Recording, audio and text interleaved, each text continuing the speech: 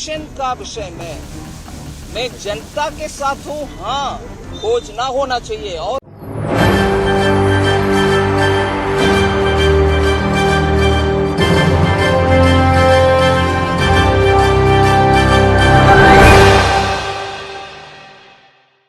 किरण रिजिजू का मंत्रिमंडल का पद क्या बदल गया? किरण रिजिजू का मंत्रालय क्या बदल गया? बीजेपी में तो बगावत ही शुरू हो गई।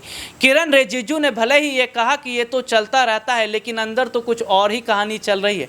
कहानी कुछ ऐसी है कि बीजेपी में शुरू हो गई है बगावत।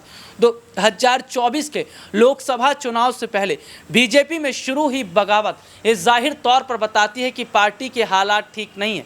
कर्नाटक का विधानसभा चुनाव बीजेपी के हारने के बाद बीजेपी बौखलाई हुई है। करे तो क्या करे? चुनाव जीता जाए तो कैसे जीता जाए, क्योंकि कोई रास्ता मिल नहीं रहा। हिंदू मुसलमान का कार्ड खत्म हो गया है। जनता रोजगार, शिक्षा और स्वास्थ्य के मुद्दे पर बात कर रही है। और बीजेपी में बगावत की वजह ही यही है कि भारतीय जनता पार्टी के तमाम नेता और मंत्री सरकार को पहले से चेतावनी दे रहे थे। सरकार को पहले से बता रहे थे कि सरकार को संभलना पड़ेगा। हिंदू मुसलमान ज़्यादा समय तक नहीं चल पाएगा, क्योंकि देश में महंगाई बहुत है, बेरोजगारी बहुत है। सरकार को काम करना पड़ेगा, लेकिन सरकार अपने ढर्रे पर चलती रही। और देखने को मिला कि जनता बीजेपी को नकार रही है। लेकिन चौंकिएगा ज़रूर, क्योंकि अब ख़त्म हो रही है प्रधानमंत्री नरेंद्र मोदी की लोकप्रियता। जी हाँ, ये वही लोकप्रियता है जो 2014 में हर देश के घर घर में गूंज रही थी। हर हर मोदी, घर घर मोदी के नाम से 2019 में गूंज रही थी। लेकिन 2024 आते आते ये मोदी लहर ख़त्म हो गई। मोदी लहर के ख़त्म होने की वजह यह है कि जनता का विश्वास सरकार से उठ गया।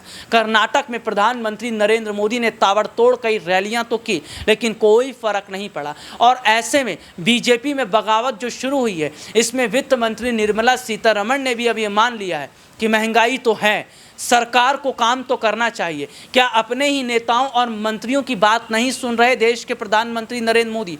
और अगर ऐसा है तो 2024 क्या बीजेपी के हाथ से निकल रहा है? क्या कुछ कह रही हैं निर्मला सीतारमण?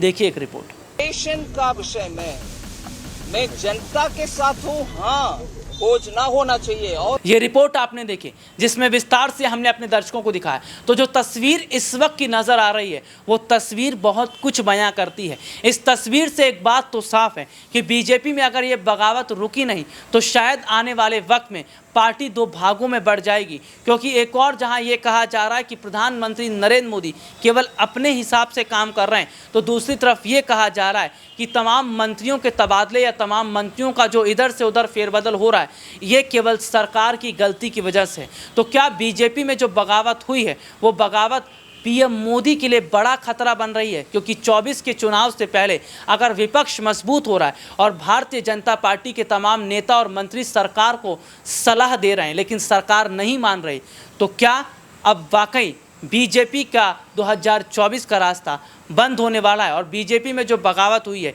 यही बगावत मोदी जी की कुर्सी को लेकर डूब जाएगी? आज के लिए इतना ही। आपसे फिर दोबारा मुलाकात होगी, तब तक के लिए इजाज़त दीजिए। नमस्कार।